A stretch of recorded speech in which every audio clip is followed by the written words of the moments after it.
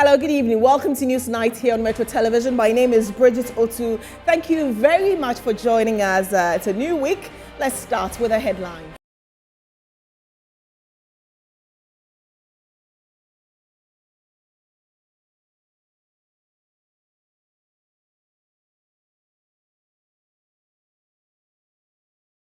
Woes of governments deepen as 4 teacher unions declare nationwide indefinite strike action over government's inability to meet the deadline for their demands. Cost of living allowance. COLA. Meanwhile, the Senior Staff Association of the University of Ghana has threatened to embark on a strike soon if government fails to meet their demands. Again, policy think tank Imani Ghana hints government's much touted free SHS policy could be reviewed by IMF due to its poor implementation as Ghana readies to negotiate with the fund. In business, meeting between Transport Ministry and various transport unions over a proposed 20% increment in transport fares ends in stalemate.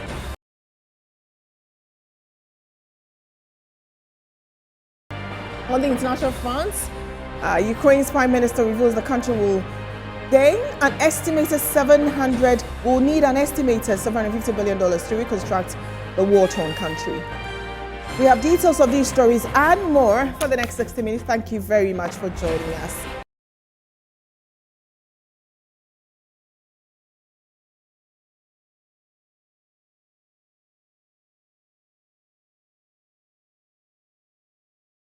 Hello again, and remember we're live on Twitter. It's at Metro TV GH. We're on Facebook. It's at Metro TV Ghana and at News Night. Our very first story, and it's a strike. And some 4 teacher unions in Ghana have declared an indefinite nationwide strike over government's inability to meet the deadline for their demands of payment of what they call the cost of living allowance, COLA. And this follows the expiration of a June 30 deadline the unions gave government. And there's more in the following report. Of the unions in the education can no longer bear the hardship. Even more so, we reject the inequality of salaries in the public services of this country.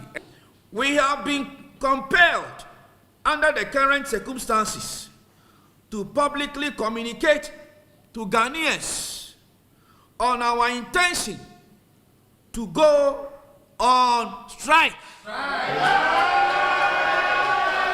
These are but a few of the reasons for their decision to embark on a nationwide strike. Earlier, the teachers' unions, Ghana National Association of Teachers, NAT, National Association of Graduate Teachers, NAGRAT, Teacher Education Workers Union, TEU, and the Coalition of Concerned Teachers Ghana, CCTGH, gave an ultimatum to the government to make available a 20% cost of living allowance to its members by June 30, but authorities failed to heed their concerns. We have decided to embark on a strike action effective today, Monday, July 4th, 2022, in the year of our Lord. Chobai! By this, we are informing the general public that we are withdrawing all our services in all the pre-tertiary education space, teaching and non-teaching staff. According to Thomas Musa, the General Secretary of NAT, all teachers and non-teaching staff in all the pre-tertiary level are to adhere to this directive until the government meet their demands. Leadership of the 4 teacher unions has thus directed their members to withdraw their services with immediate effect after declaring an indefinite strike. Also, the Senior Staff Association of University of Ghana has threatened to embark on a strike action should government, among other factors, fail to implement them a cost of living allowance. The association has given government a 9-day ultimatum to grant their demands. If not, members would withdraw their services. Already, 4 teacher unions have triggered a strike action over the cost of living allowances. The Senior Staff Association of Universities of Ghana, who are also demanding same, have threatened to withdraw their services should governments fail to have their demands granted. Addressing the media, National Chairman of the Senior Staff Association of Universities of Ghana, Isaac Donko, said government has up to July 13 to grant their demands, following which they would not agree for any negotiations and rather withdraw their services in all public universities across the country. The association is also demanding for the payment of all Tier 2 outstanding interest from 2010 to 2016 by government, implementation of Ghana Tertiary Education Commission's directive on promotion and upgrading of senior staff members to senior members' positions. Here's Mr. Isaac Ando speaking. We are giving the government up to 13th July to respond to these issues on the table. For these members of the association, the demand for the implementation of the cost of living allowance is non-negotiable. They say their living conditions keep deteriorating and needs the allowance to cushion them. If you appropriate priorities very well, I don't think we should be where we are today. It's one of the strategies that Ghanaians used to take something from the government. So we are also applying that strategy to take something from the government. Yeah. Let's talk about IMF. And the Trade Minister, Alan Tremonti, has responded to critics who accused government of overborrowing and economic mismanagement. At a meeting with private business owners on Monday, he said the NPP government was left with no choice than to borrow to drive its transformation agenda, while at the same time working to successfully exit an IMF program it had inherited from the previous government. Government is set to begin talks with a delegation from the International Monetary Fund on a support package on Wednesday. Ahead of the meeting, Ghana's Trade Minister Alan Tremonti explained the move is to help government deal with its current challenges, which it inherited from the previous administration. We were in an IMF program when we took over. We decided that we had no choice but to complete the program. But once we took the decision to complete, our strategic objective was to exit. Because again, there's no evidence where the IMF itself, by its program, can create prosperity for you. So the IMF comes in purely for stabilization, for balance of payment support and liquidity support. So whilst we agreed to remain with the program, we tried to work ourselves out of the program. And that's what we did. So again, the evidence is that within 2 years, we're able to meet all the conditionalities and the requirements for the program. And we're able to exit with our chest out. Despite the setbacks, he said, government has managed to deliver on its promises. Whilst we agreed and decided that we would keep to the program through fiscal consolidation and prudent expenditure management and control, we decided also at the same time to embark on an aggressive transformation program. And it's important that we understand that. Whilst we were ensuring that we achieve fiscal consolidation with the IMF program, at the same time, and it needed a lot of courage, that whilst you are doing that, you at the same time decide to embark on a transformation program. Because if the transformation does not occur, you go back to IMF. You come back to square one. And to get into the substance of a transformation program, it requires a lot of money. There is no way you can achieve transformation without resources. And that was one of the main reasons why we had no choice but still to borrow to fund the transformation agenda that we were pursuing in parallel. Meanwhile, government has assured Ghanaians it is committed to successfully negotiating a program with the IMF. And the Trades Union Congress has described as tragic government's request for a bailout from the International Monetary Fund, stressing it is a bad step. In a release to register their displeasure, the union noted the International Monetary Fund has not lived up to expectation in helping manage the economy in previous years and thus unlikely to make any difference this time.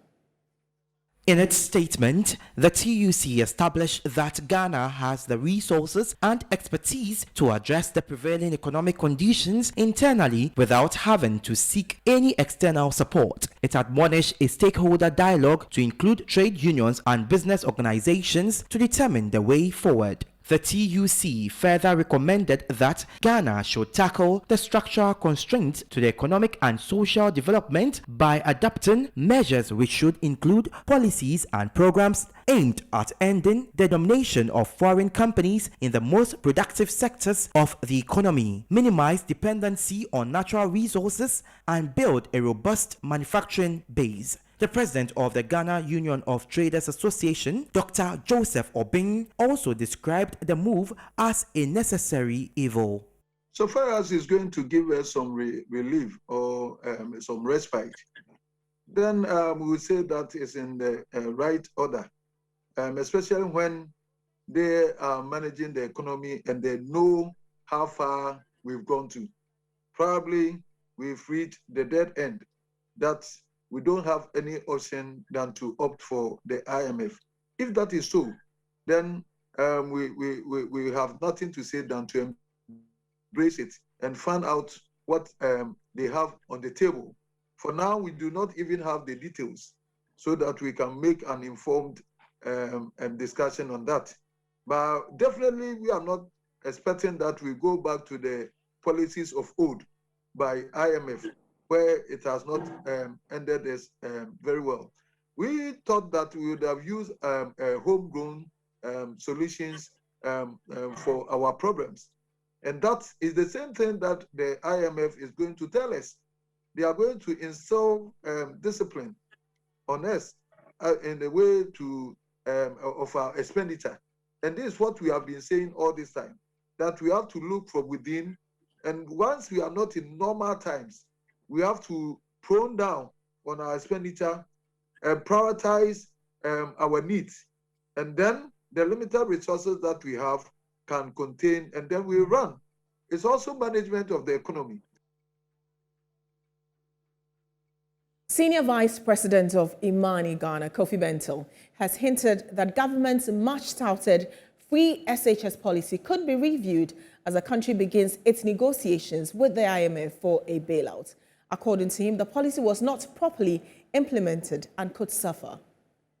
The Vice President of Imani Center for Policy and Education, Kofi Bentil, has on several occasions punched holes in government's flagship free senior high school program, which he believes is putting a strain on the economy. He has always maintained that even though Imani is not against the flagship program, it is not in support of the manner in which it has been implemented.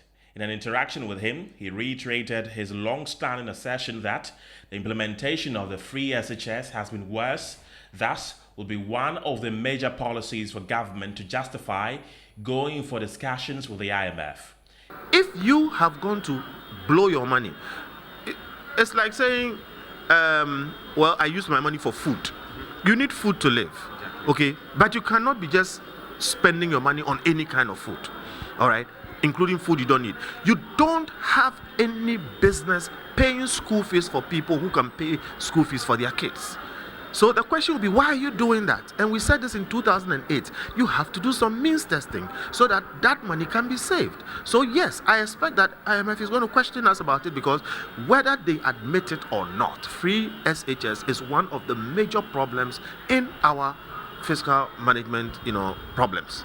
And they will have to address it one way or the other. He emphasized that if proper analysis of the economy is not done, the economy will not survive even with the IMF. The finance minister came out and said what we've been saying for years, that maybe we need to take another look at free SHS and let those who can pay. We said this long ago and said, do some means testing. The scholarship secretariat is there. There are many ways of doing this. So yes, I think it will come up. But nobody should think that it's an attack on free SHS per se. It is just going back to repeat what we said and they didn't listen. That the fact that you are trying to do a good thing does not mean you should do it anyhow. The free senior high school policy was the flagship policy of the new patriotic party in the build-up to the 2016 elections. The policy has received major comments on its implementation since government rolled it out. The double-track system, which was adapted to see the effective implementation of the program, has faced many challenges since its inception.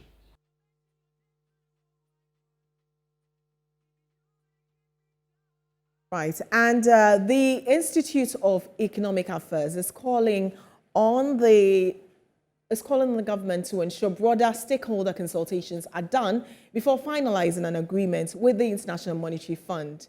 And IEA Director of Research at the Institute, Dr. Kwabena Kwachi, has warned that failure to do so could result in further agitations, as been witnessed by some labor unions at the moment. And he spoke exclusively to Metro News. I hear they are going to start the negotiations even very soon, okay?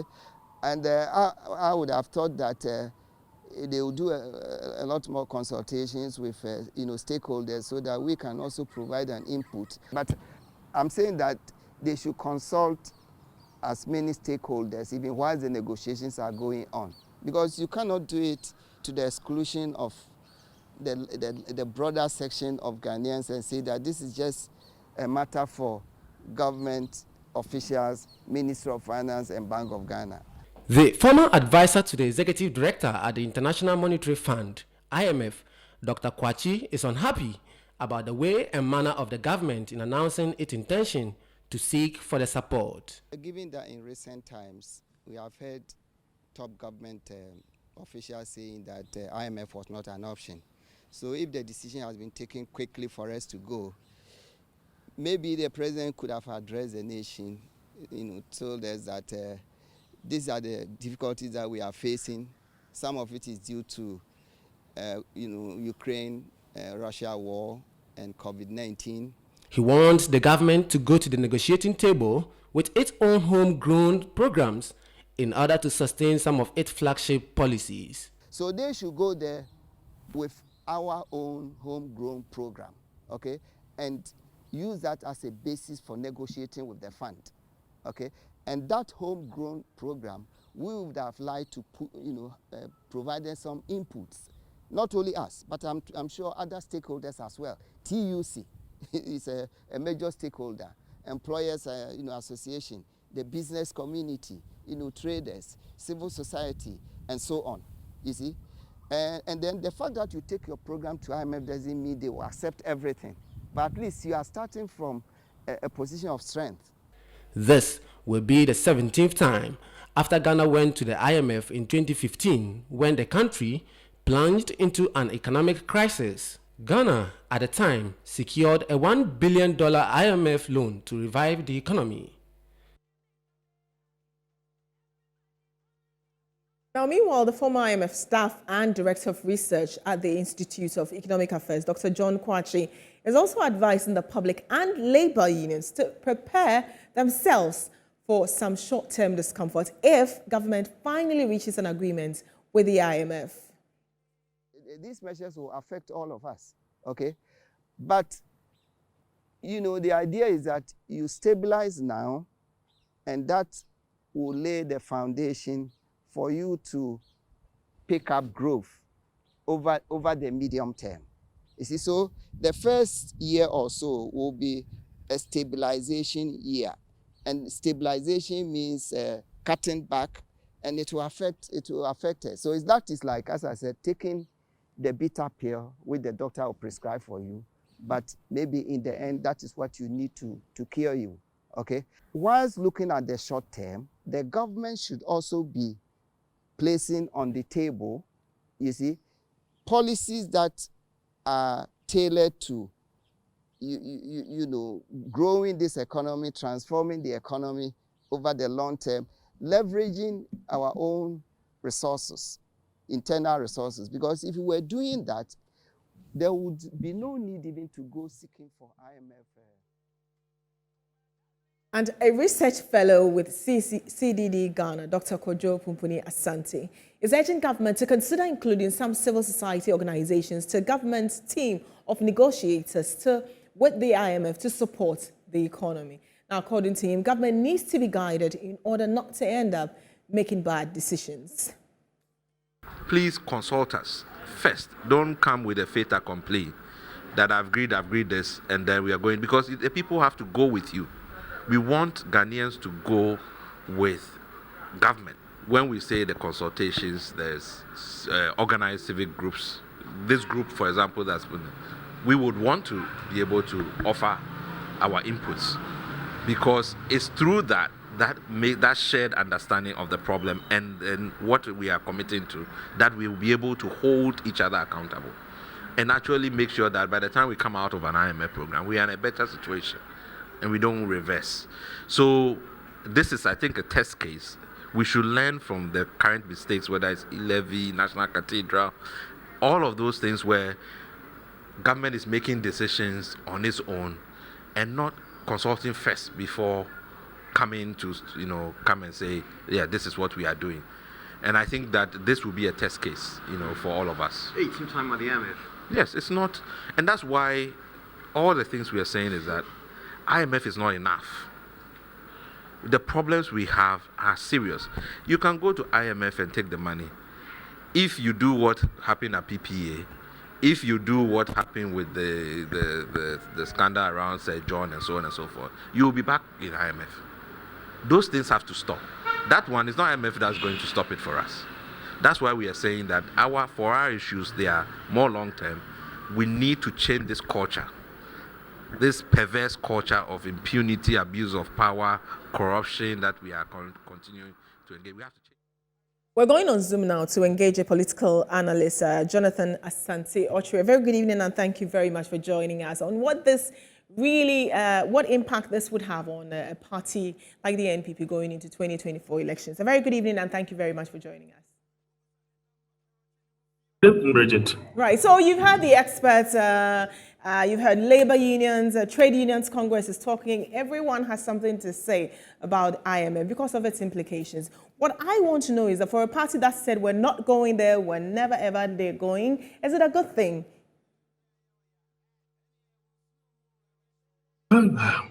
It's quite surprising though, but it's not. In actual fact, it appears to me that the finance minister misled the president. The president is virtually let down by the vice president himself.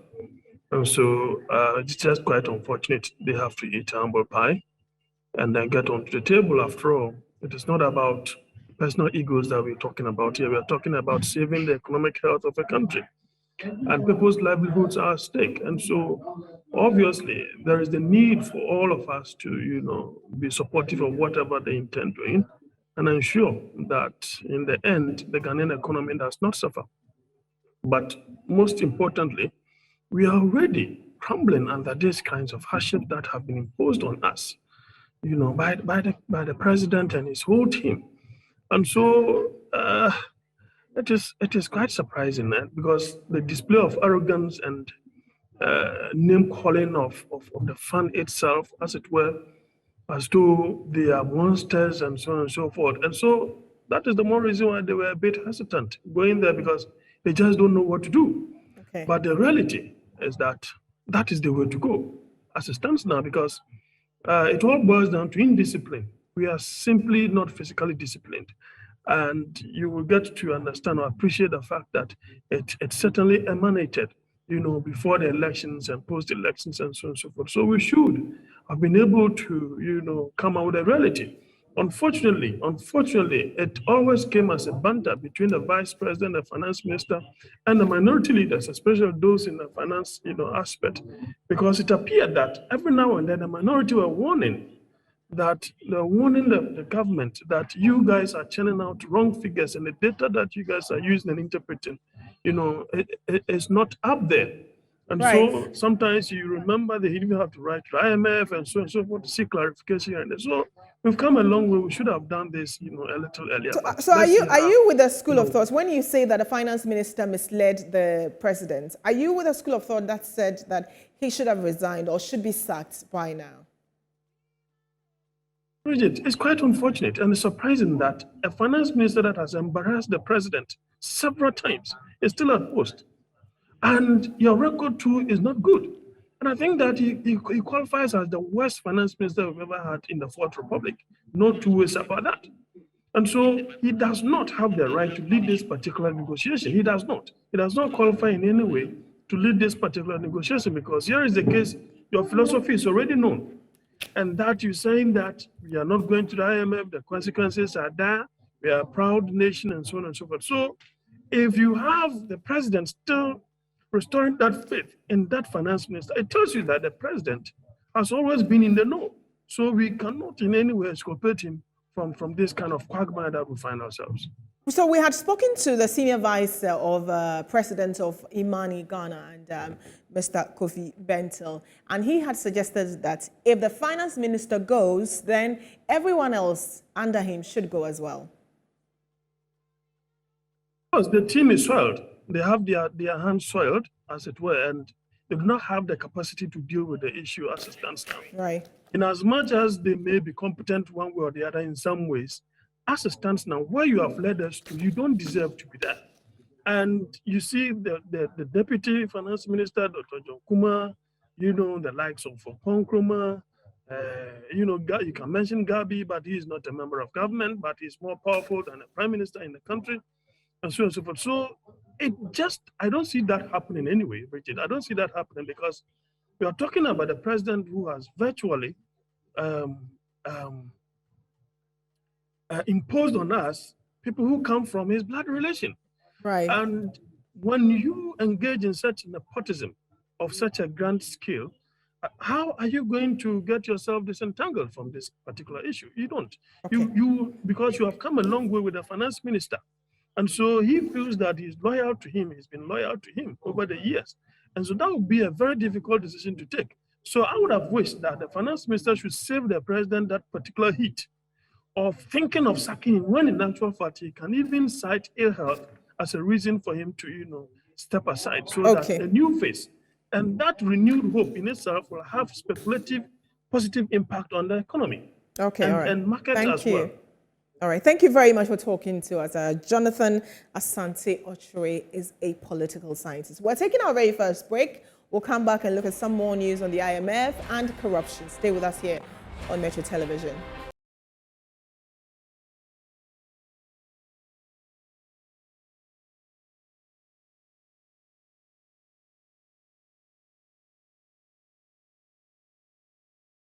Welcome back to News Night, and let's look at a story on corruption. And the Coalition for Democratic Accountability and Inclusive Governance has called out the government for its poor management of the country and the incessant rise of corruption under its watch. Now, according to the group, it is imperative on Ghanaians to demand accountability and discipline in the governance of the country.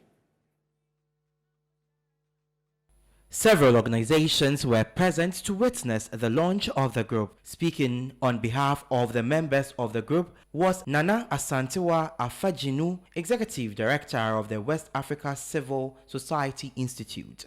The group appealed to SHRAJ to take on the refusal of the public office holders to declare their assets and see that justice is served. They pleaded with the Lands Commission to make sure they protect public properties from being sold cheaply to politicians. The group decried the absence of a Minister for Gender, adding that this is one of the reasons the affirmative bill has taken so long to be passed. One of the issues the group also raised was the constant blaming of Ghana's economic situation on COVID-19 and Russia-Ukraine war, adding that the country's issues transcend these phenomena. Admittedly, our economic challenges have clearly been exacerbated by the COVID-19 pandemic and the effects of the Russia-Ukraine war. But the problems go much deeper than these two factors. The underlying causes of these problems relate to the way in which over the last 3 decades, successive governments and bureaucracy have run the country and managed the economy without any coherent planning. Our challenges are exacerbated by the indiscipline with which projects are implemented, poorly thought through public investments, and a lack of any persistent and deliberate serious attempts at promoting local production capacity and industrialization. The group expressed their readiness to fight corruption and bring government to book. They urge citizens and other organizations to join the cause to once again put Ghana on the right path. Most of the challenges we face in the governance arena and its impact on the health of our economy are occasioned by the sheer disregard for basic tenets of inclusive governance, transparency, and accountability. The breakdown in these systems has allowed for impunity to thrive, as there is little restraints on how persons clothed with executive authority exercise their discretion.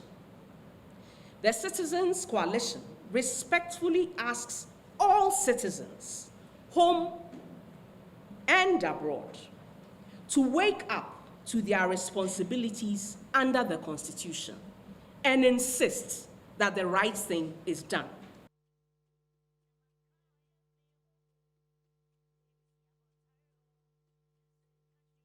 Right, and leadership of the various transport unions have hinted of a 20% increase in transport fares, and the price of diesel per litre as of close of day last Friday was selling a little below 15 cedis. And although petrol saw a 7% decrease at the pump, the various transport unions are, however, not impressed with the development. And at a crunch meeting with the Transport Ministry, the transport unions put before the ministry their proposed 20% increment, which they hope will be okayed by the sector minister. The proposed increment, however, remains inconclusive and has been moved for further deliberations. The National Petroleum Authority announced to players in the industry on Thursday, June 30, 2022, that it is restoring the full Unified Petroleum Price Fund, that's UPFF, margin on petroleum products, indicating that the decision takes effect from July 1, 2022. The margin on kerosene and LPG has now increased from 21 pesos and 18 pesos to 30 pesos and 27 pesos, respectively, following the expiration of the downward review. The hitherto removed 9 pesos will now be restored. The reviewed UPPF margin was, which was 20 pesos on petrol and diesel, will now be 29 pesos each.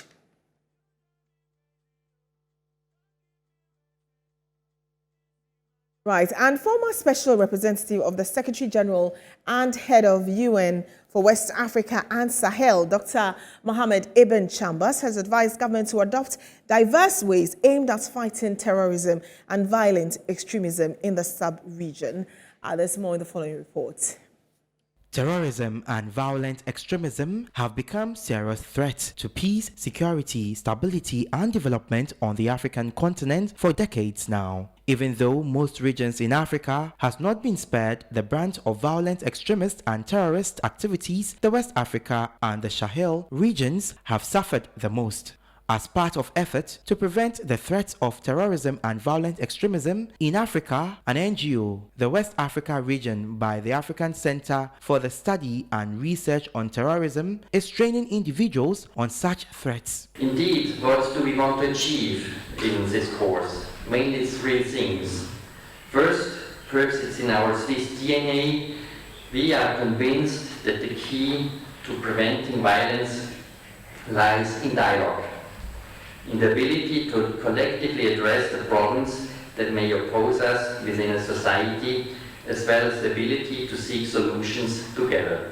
The former special representative of the Secretary General and head of UN for West Africa and the Sahel, Dr. Mohammed Ibn Chambers, called for effective measures to end fast-rising terrorism and violent extremism. Indeed, it has been argued by some experts that the terrorist groups are executing a grand strategy to expand their geographical reach with the aim of controlling national territories, to run criminal economies, to sustain their violent activities. Given the current deteriorating situation in the West Africa region, there is an urgent need for innovative and out-of-the-box thinking and approaches to nip terrorism and violent extremism in the bud. Minister of National Security Albert Kandapa noted the first senior-level regional course for the prevention of violent extremism for West Africa region is timely. I'm therefore particularly happy to learn that this course is based on deriving human security response approaches to the threats of violent extremism, acts of terrorism, and transnational organized crime in the West African region. And let me assure you of Ghana's total support in this endeavor. He also added that although the military strategy may be justifiable in combative situations, more practical and lasting solutions must be targeted in preventive measures.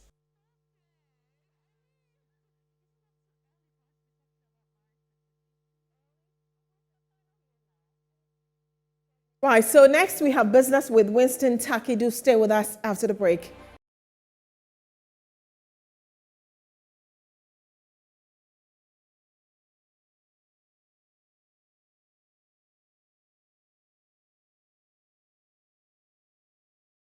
Welcome back to Newsnight Live on Metro TV. My name is Winston Taki.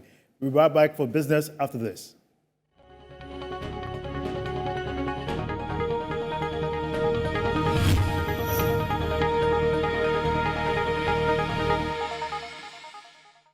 And now to a false business story. President of the Policy Initiative for Economic Development says the depreciation of the Ghana cedi has a drastic impact on business operations in the country. The issue of the currency, to me, it's a very critical thing. The value of the currency is important, and what is happening now ought to be addressed with all the seriousness that it deserves. Anytime your cedi, your currency is not doing well, just like the cedi is not doing well, the value of investment diminishes.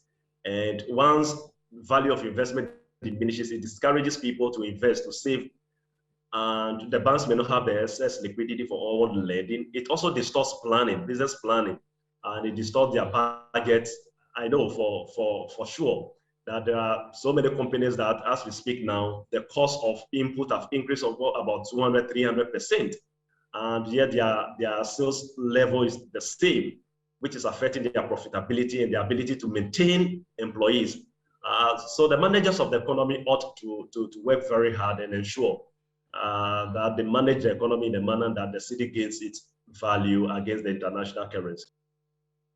Meanwhile, President Akufo-Addo has urged the private sector players to spur Ghana's development. He assured government is creating the needed environment for their businesses to thrive. Hence, they need to take advantage of the opportunities to engender economic growth.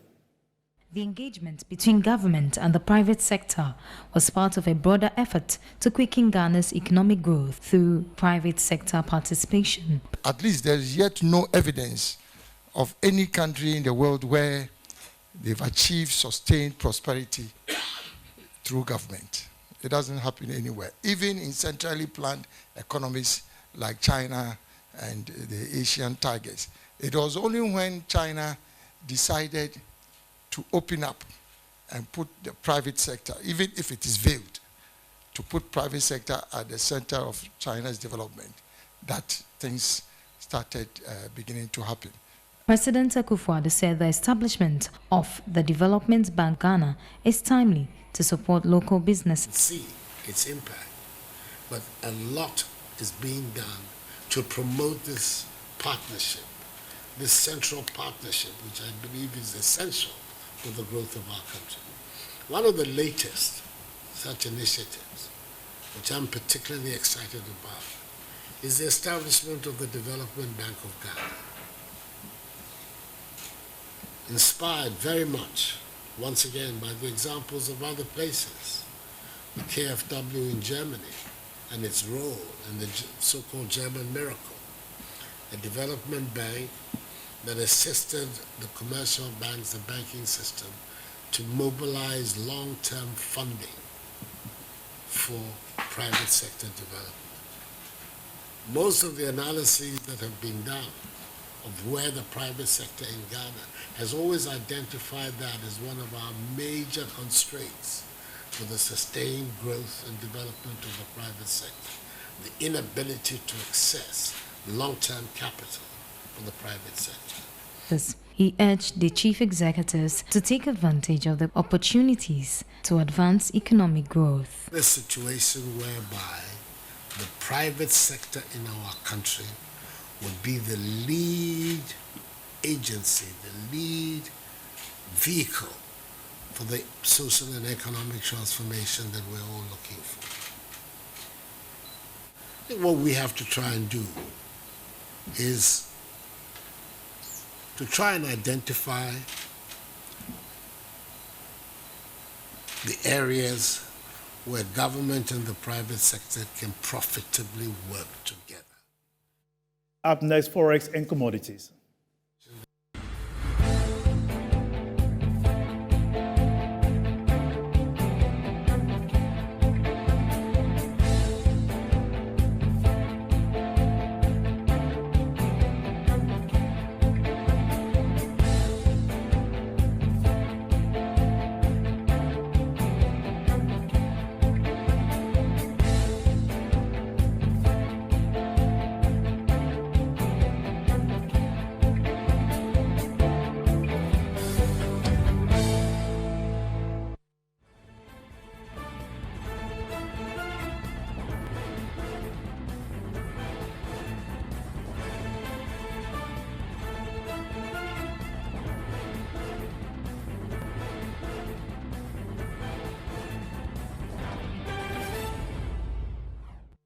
That'll be all for business here on News 9. My name is Winston Taki. We take a break. We'll be back with sports after this break. Stay tuned.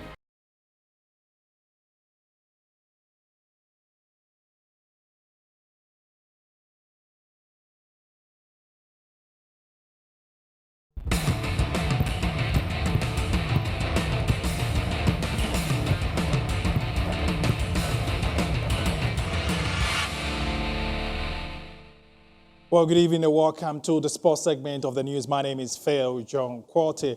A former Hasselhoff player and a Blast star, Mohamed Polo, has called on the technical head of Accra Hasselhoff, Samuel Boadu, to improve or get fired after poor season. No, if I can get somebody better, I think he has to go because he has all the opportunity. It's not about go and come. So if you've got the opportunity, one or something years, and if you are going to be given the chance again, will you go and mess up? This is what we're talking about. Unfortunately for him, he's got the best players. He's got quality players. And when you get quality players, it's your technical direction. You need to put things in yeah, I think, the position that he came was not a bad. He came and finish up. When he finished the last one, he went to Africa, he beat everybody. Nobody was stopping him. You understand? And then now you took over the mountain. And what is happening? That you have to, all of a sudden you have to come down? If not because of the FA, it would have been a disaster for him.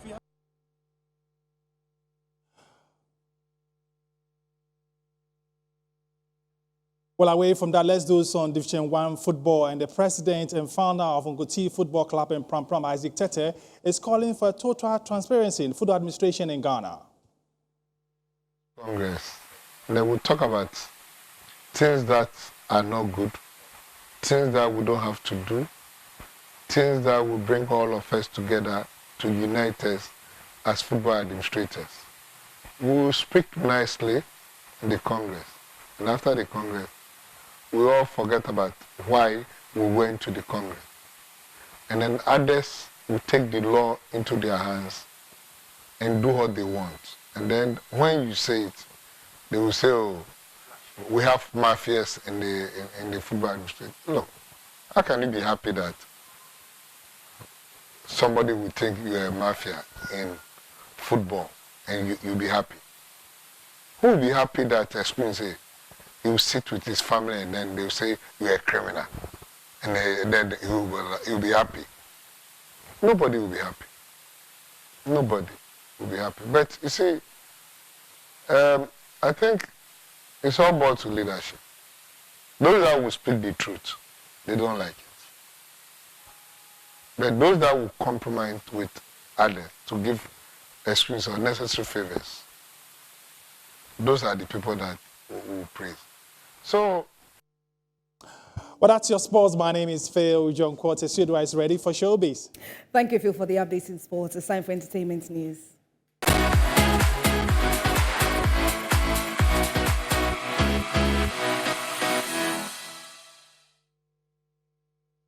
My name is Osiodua Akumia. Earlier today on Entertainment Review, Ghanaian gospel singer Perez Music said he does not want to be identified as an urban gospel artist, but rather just an artist. I am not an urban gospel artist. I don't like the categorization in the first place. Okay. I don't like when people categorize. But almost every article. Gospel is gospel. I'm a musician. I'm an artist. I'm a gospel artist. I do music to touch the lives of people. I don't like to box myself in categorization. Then the Ghanaians have boxed you. No, I think for now they see me more as a contemporary artist than even as an urban gospel artist. Okay. Probably with the kind of music I started with, you know, like Sister just said, I also transitioned from the secular. Okay. So that transition had an influence in my beginning, the type of music I was doing when I was starting. So probably that's why they boxed me up in that space. And I had a lot of friends in that. I mean, you would find me more in that space and at those events because that is what, that was where we were accepted at then, based on the kind of music I was doing back then. But I believe that by the grace of God, there has been some form of maturity and some form of growth.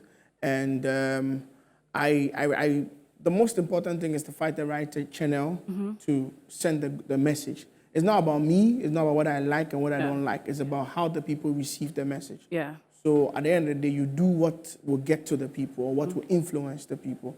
So that's what influenced my kind of music that I'm doing now. For our next story, Dior designer Maria Grazia Churi set aside the shimmery jacquards and coatings of sequins standard fare at Paris fashion shows and homed in on craftsmanship of the needle and thread variety, applying elaborate Folsky-flavored flower embroideries to a haute couture lineup for the fall-winter season.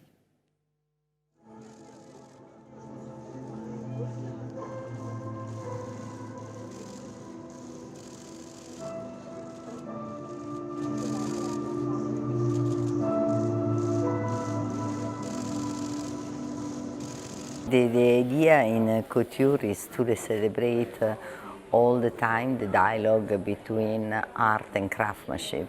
So my idea for the setup couture is all the time to collaborate with artists that are also interested in collaboration with artisans.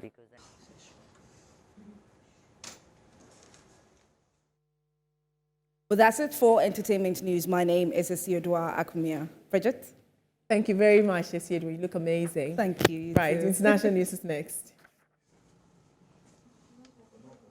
And $570 billion for a 3-year stage recovery plan in the wake of Russia's invasion, its prime minister said on Monday. And Denise Schmigel also told the Ukraine Recovery Conference hosted by Switzerland that there had been over $100 billion of direct damage to Ukrainian infrastructure from Russia's invasion. Schmigel added that the Ukrainian government believe that a key source of funding for the recovery plan should be assets confiscated from Russian oligarchs. All right, that's it for Newsnight.